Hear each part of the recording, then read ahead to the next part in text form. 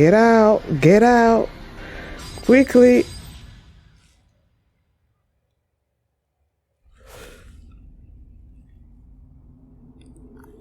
Hi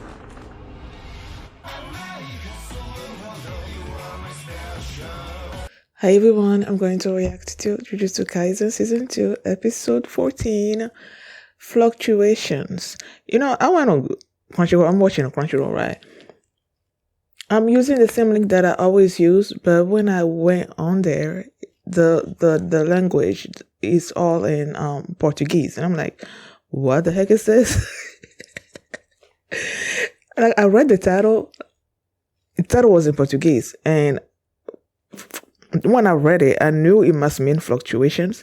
But then when I look at the address bar, it says fluctuations, like Crunchyroll, a whole bunch of stuff, and then fluctuations. So I know that's what the title is. But everything itself, it's like Portuguese, like the info, like I'm like, what the heck is this? What's happening? Is it something that came from I don't think it's my fault because I didn't do anything that I don't normally do. So I'm like, I don't know. But I'm pretty sure the thing itself, the episode itself is going to go normally. It's just everything else around it that's in whatever. I mean, I guess we'll figure it out. Last episode. How about my last episode? Oh my gosh, that amazing fight between Yuji and Choso. It was so good. So good. I'm still not sure what the heck happened at the end there with Yuji and Choso and him having all these memories that are not supposed to be there. What the heck was up with that?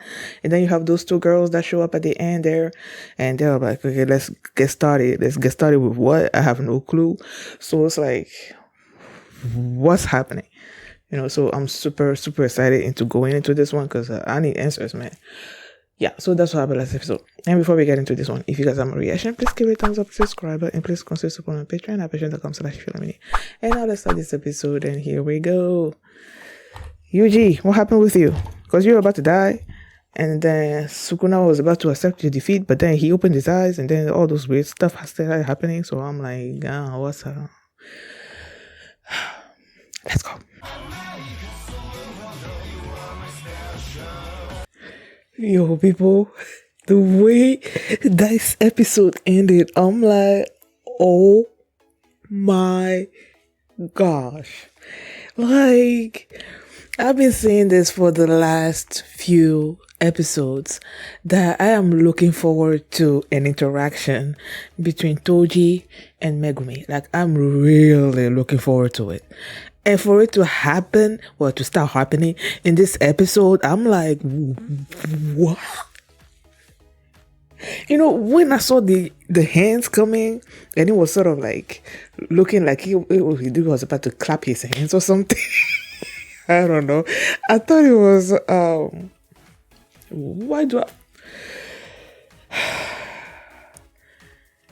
why does his name always escape me when I'm trying to think about him? Freaking frack. I thought it was Todo. How he has his hands when you're about to clap. And when I thought it was, that's what my first thought went. I never went to Toji. And then you see the him smiling, and I'm like, oh my gosh. What the heck? What the freak? Why is he there? Is he there because he sensed Megumi's cursed energy? Or what? Like my mind is so blown right now. Oh my goodness. Toji and Megumi about to interact. I'm like, oh, I cannot wait for next episode. I cannot wait. Hopefully they don't go away from it, because last episode ended with, Yuji, Choso having those memories. Yuji, and passing out or whatever, and those two girls coming, showing up and saying they're about to do something. So I'm thinking, okay, we're about to follow, okay, about to see what the heck they're gonna do to Yuji and what's happening with Joso. But they completely cut away from that, and we went completely somewhere different. So hopefully, y'all better not go any other way apart from here, because I want to see this interaction happen. I want to see what Toji's goals are in this particular. Like, why is he here? You know, he had a fallout with the Zenin clan, and then you have the leader of the Zenin clan over there, and then I'm like, what's about to happen? I'm so looking forward to that. So looking forward to it. But apart from that, they started this episode with Mei Mei and Wee, them facing this cursed spirit and whatnot, and Mei Mei figured out what the domain expansion, what it's about. And she's like, first you get encased into a coffin, the next thing is the gravestone like dropping on you, and then you have sort of like 3 seconds before you contract the disease, you know, so you need to get out of it before those 3 seconds. Well, for the count of 3. I don't know if it's 3 seconds but either way, before the count of 3, you need to get out of it or you're going to contract the disease. So she figured that's what it was, but then she needed to confirm it. So she used one of her crows. There were 2 crows that were in there with the domain with her. So she used one of the crows to test that theory, and it was true. But then she's like, okay, the only way that I can do this is to have Wee basically sacrifice himself, giving her time to deal with the curse spirit. And then she turns around and then asks Wee if he was willing to die for her. I'm like, you're not really about to let your brother die, right? And he's always so in awe with his sister. I'm like, when he said that, I'm like, is he about to be like super excited to be able to die for his sister? But then he's like, are you really sure you want me to die for you or something or other like that? But he was still willing to do it, you know. But then you had, before she even asked him, she was thinking, okay, once Ruiz is in the tombstone, and then the gravestone is in the coffin, and then the gravestone, like, it's gonna crush him, you know.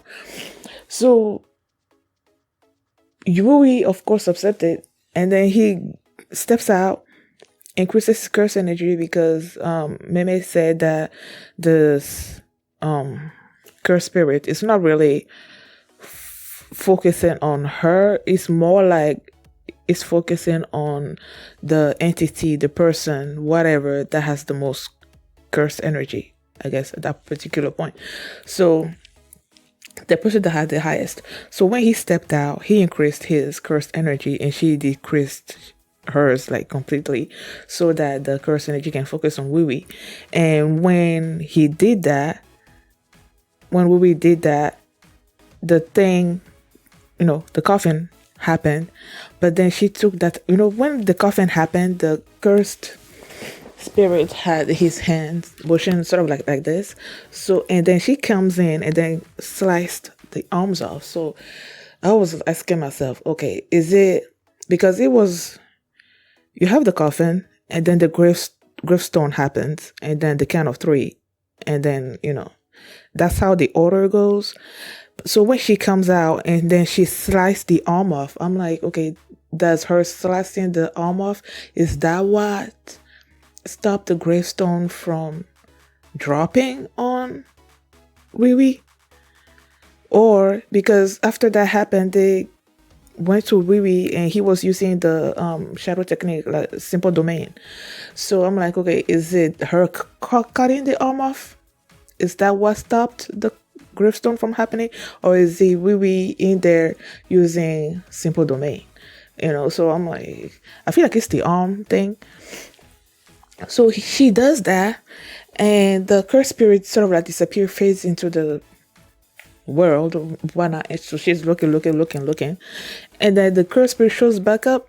But then you had the crow kamikaze itself and killing the cursed energy. And that's when Ruby was like, that's basically her most powerful move, I guess. The bird kamikaze thing, bird strike, that's what it was called. And that is sort of like a pact between the cursed, between the bird and her, that the bird would agree to die, had a pact to die for her or something, and that increases the cursed energy that the bird would have just like a small amount, but because it's a pact, it increases the spirit energy, the cursed energy, and to such a great amount that it's just like kamikazes itself and you die. And Ruby said that this attack, no human can stop this attack, and only Gojo. Like, of course, only Gojo. I love that. In this episode, it was 2 times the mission, basically Gojo being able to do something that other people can't. And it was this one, the bird strike one, and then I think it was when they were talking about Naobito. Is that his saying? Yeah, Naobito's technique being sort of like the second fastest after Gojo or something or other like that. I'm like, yeah, man, Gojo's the best, man. He's the best. So yeah, that's how they were able to get out of the domain. They were able to kill the cursed spirit, and then she's about to face Geto. So I'm like I said it previously, when they were walking in the tunnel or whatever, and then they first found Geto, and I'm like, I was so worried because I feel like Geto's not someone that can be easily defeated. So I was worried for Maki, for Mei Mei, until she was facing this cursed spirit. And now that she defeated this cursed spirit and now she's about to face Geto, I'm like, I'm back to being worried. So that's it with them. Then we go to Maki, Nanami, and Naobito. They joined up with Naobito. Nanami joined up with Naobito and Maki, right? After he left Nobara and the other assistant. So they were walking and talking, and then they felt a presence, right? And I'm like, okay, who's coming? And I'm thinking maybe it's Mahito, but then it was this cursed womb, Dagon, that shows up. And in my mind, I'm thinking this one is not gonna be so hard to defeat, but nope. They were having so much trouble dealing with Dagon. I'm like, I guess I had the impression after I saw Nanami deal with that hand dude, I was under the impression or something that I guess I had a false sense of security. And then you had Naobito display his technique. I'm like, when he started talking about frames per second and resolutions and 4Ks, and I'm like, what the heck? What the heck? We're bringing resolutions and frames into this and creating a technique out of it. I'm like, what? Like, this show is just... Whew. So his technique, what was it called again? I think I wrote it something. Projection sorcery? That a second is split into frames, 24 frames, and he has to follow those frame direction. And if he touches someone while he activated his technique, that person also has to follow this, whatever action they're gonna take. They have to follow that 24, those frames, But if you deviate from that, if you don't follow the set path, then you get frozen and stuff. I'm like, what? So that's what he was using on Dagon, and then you will see him like and stuff. So I'm thinking, okay, it should be easy to deal with this dude, with Dagon. The person is frozen and then you kill him. But for some reason that wasn't happening. And then he activated all this water. I think he's using this water as some kind of protection thing as well while he was fighting those three. And then there came a point where he sort of like was about to die, I guess. Naobito was about to kill him or something. And then he activated his domain technique. When he went to this blue world or whatever, I don't know why my mind didn't go to domain expansion. My mind did not go there. When he went there, when whatever was happening with Yuji and Joso, that's the first thing that came to my mind. But in this particular case, I didn't think about it. I don't know why. But Dagon activated his curse energy, his domain expansion. He activated it. Everyone was in there. And then you had this Shikigami that just sort of like show up and attack you. Like you don't feel them coming. It just shows up and attacks you. But Naobito had this technique. What was it called again? It's not a simple domain. Okay, it's an anti-domain technique. They said it was passed down through the Zenin clan, and like simple domain. It's sort of like a simple. What am I trying to say? It's not like a domain expansion, like when Megumi came in and all of that, but it's a technique that helps you counter a domain expansion, whatever, like simple domain. So his technique is that when this guaranteed effect, of this Shikigami just like attacking you or whatever comes to attack you, and when you defend yourself with automatically defends himself with curse energy or something along those lines. I think that's what they said. So he was doing that and doing that and doing that, but then he didn't see Dagon, whatever, come in and just punch him real hard. And by the time he wanted to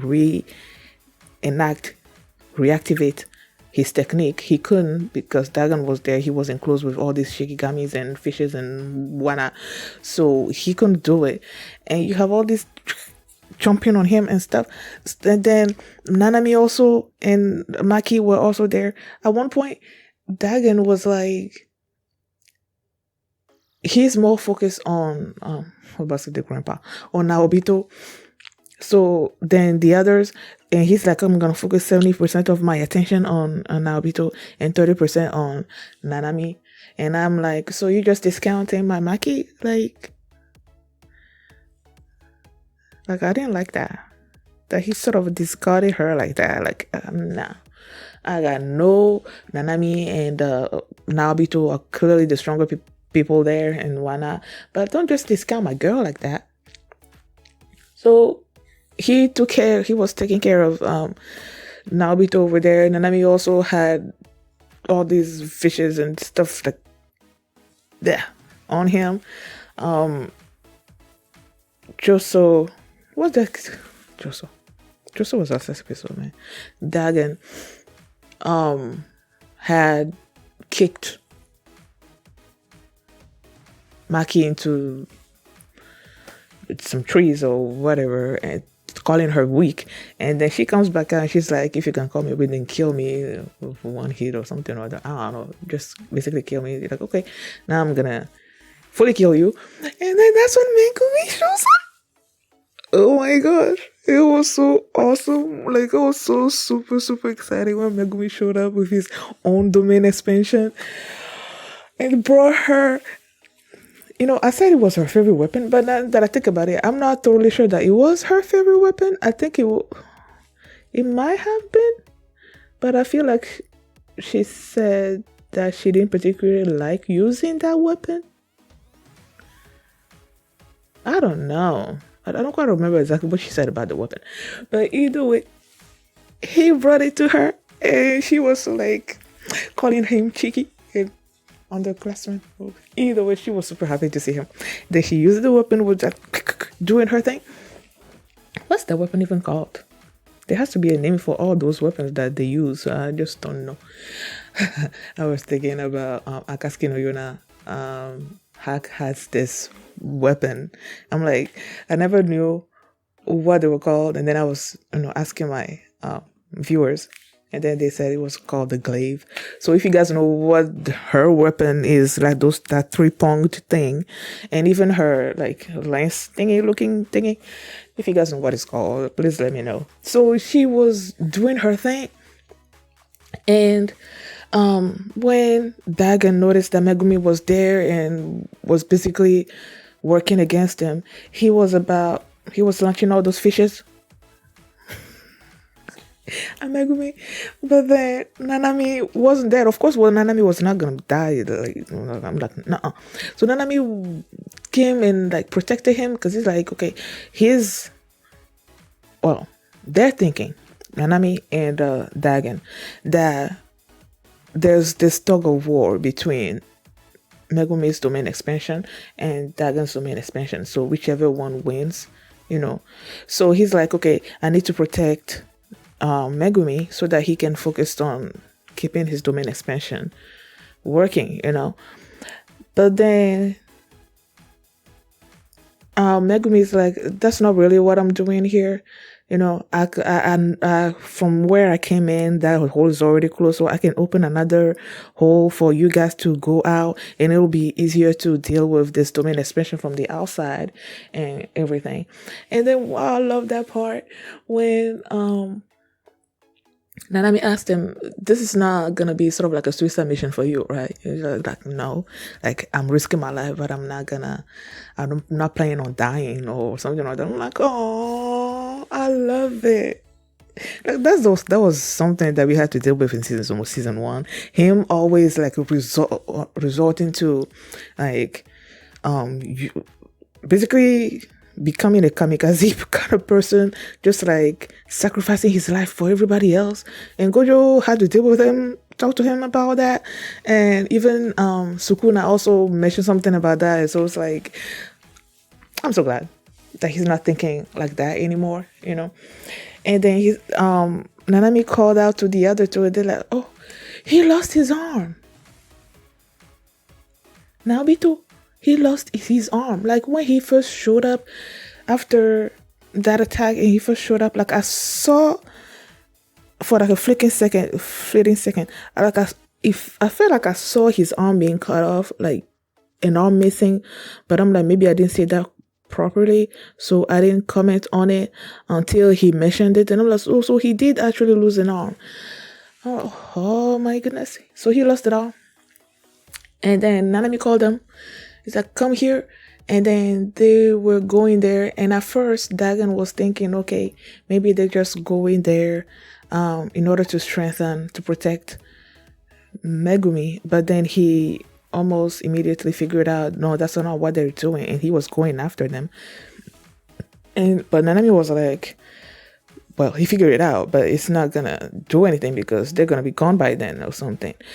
And then the hands coming up, like you see every people's faces, like people's shocked faces, boom, boom, boom, boom, boom, and then you see the hand coming up, and then you see Toji. I'm like, fuck! I am so excited, for next Thursday. Please continue with that, because I'm like, y'all can go away from that, man. You have to keep going. I want to see what the heck. Why are these things happening? Why is he here? How is the interaction gonna be between him and his son? Is his son gonna know that he died and was brought back to life through a seance? Oh. So excited. I'm so excited. Thank you guys for watching.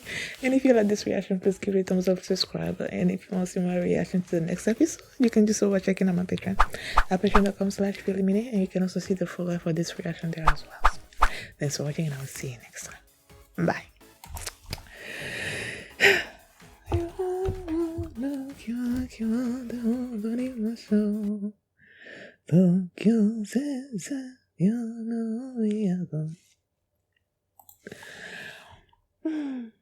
Get lost in me.